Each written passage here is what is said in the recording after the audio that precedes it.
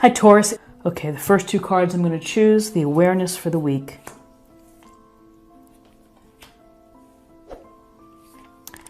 Okay, so we have the Seven of Swords. And with swords, we have Gemini, Libra, Aquarius.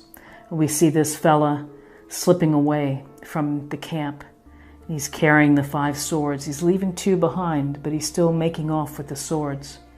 So there's a sense that maybe he's trying to get away with something. And so you need to be really mindful of the people within your environment, which is what's their, is there a hidden agenda? Are they trying to pull the wool over your eyes? Are they trying to fool you, take advantage of you? Are they trying to tell you a story, some BS story? And so this, we may say he's shady. This is deception. It's someone who is not forthright. Some may say that he's resourceful, he's taking what he needs, he wants to go out on his own. But if you really look carefully at this illustration, he's slipping out this little quiet little high step, and he's looking behind him. And perhaps he knows what he's doing isn't right. So this is a gentle reminder to you to pay attention to what people say and to pay attention to what people do. Are their actions consistent? Or are you being sold a bill of goods? So awareness of the week, be careful, and maybe the message is not to be gullible. So then we have the Chariot. The Chariot's the major arcana. And the Chariot, we see the charioteer here, and he has the reins in his hands. He has full control of this chariot and of the sphinxes. And so this is a card about movement. It's a card of moving toward your goals, your tasks, the things that you want to accomplish. And there's a sense here of having the mastery to be able to drive this chariot. So you're able to handle the bumps and the bruises and the things that get in our way. You still have the skill set to be able to move forward. There's momentum, things are moving, and perhaps they're picking up pace. On a literal level, maybe this week you're going to be driving somewhere, taking a trip. And the chariot could be the literal, your wheels, your car.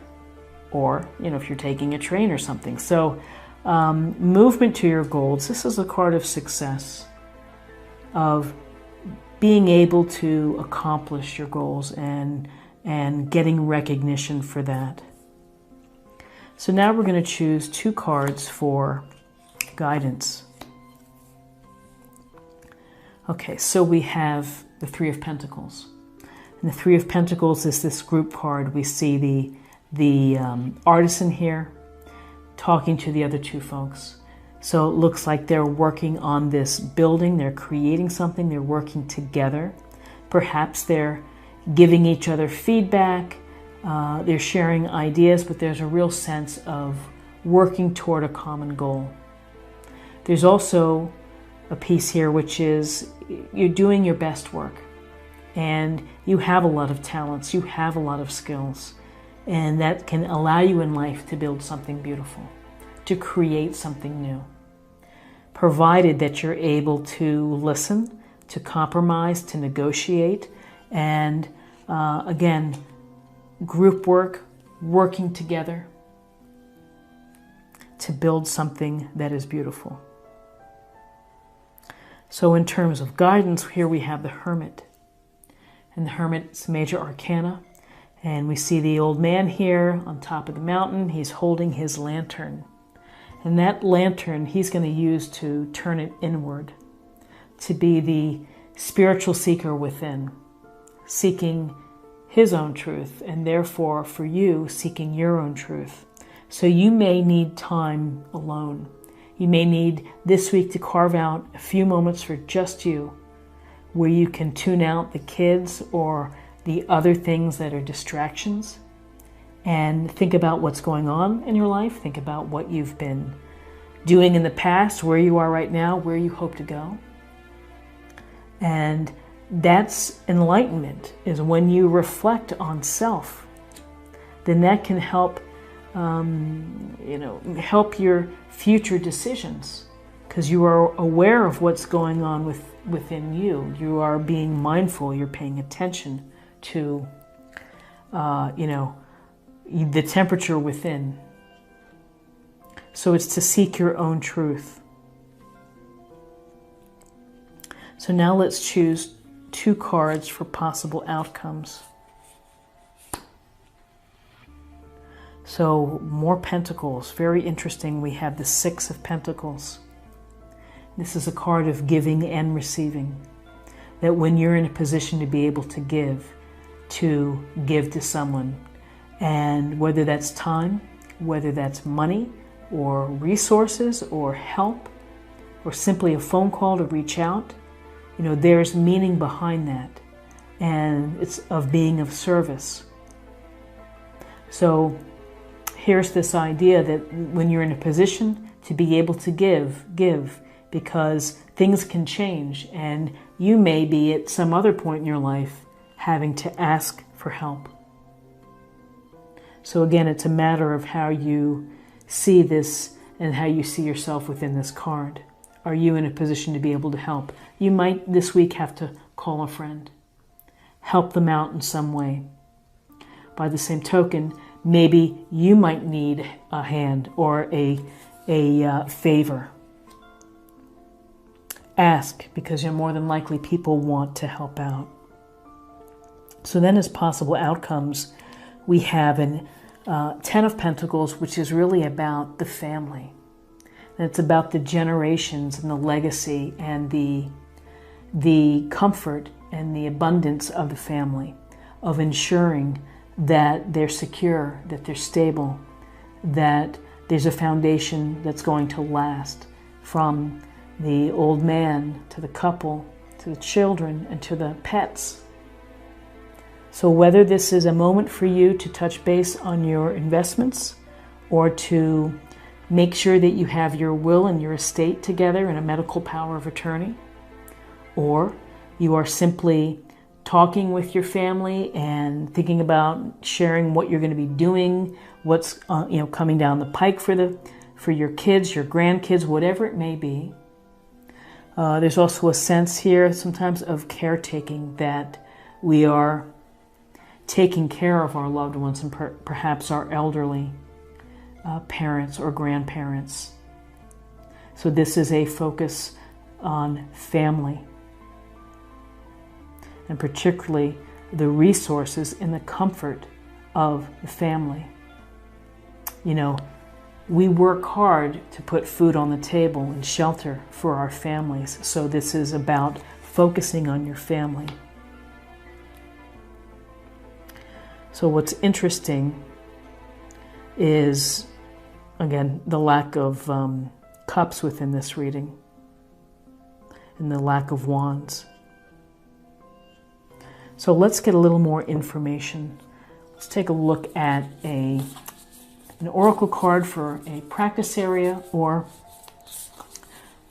meditation point for the week.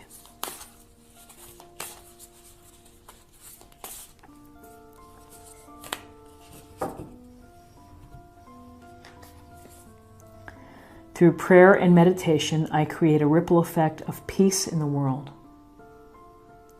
So it's really the idea of your own actions, and what you do creates the ripple effect of helping others. And I would say that when you do a small thing and you're kind or supportive or loving to someone else, then, you hope that it magnifies and that someone else sees what you're doing, and that maybe it inspires them to help out.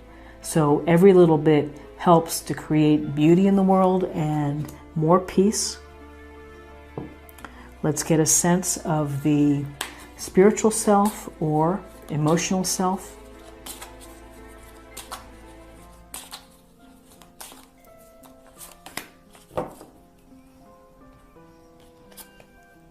Self-love, Now's the time to love, nurture, and heal yourself. Self-love is not simply a state of mind about feeling good.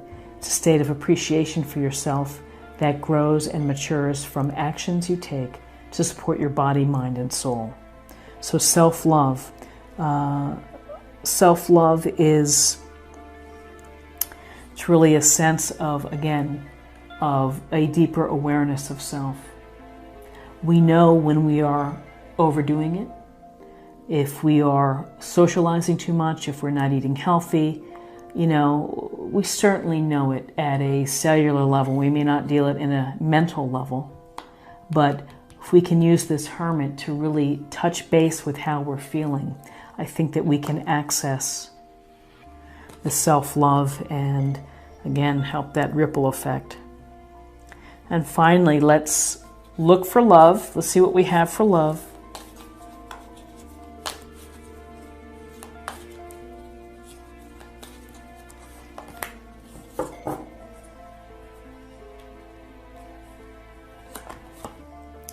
Vision. No matter what, you see the bigger picture of a loving, just universe. It's a beautiful thought, and particularly along with prayer and meditation, I create a ripple effect of peace in the world. So Taurus, interesting reading this week of successes, of being mindful of the people that you're with, their motives perhaps, working hard, a lot of work, and some giving and family focus.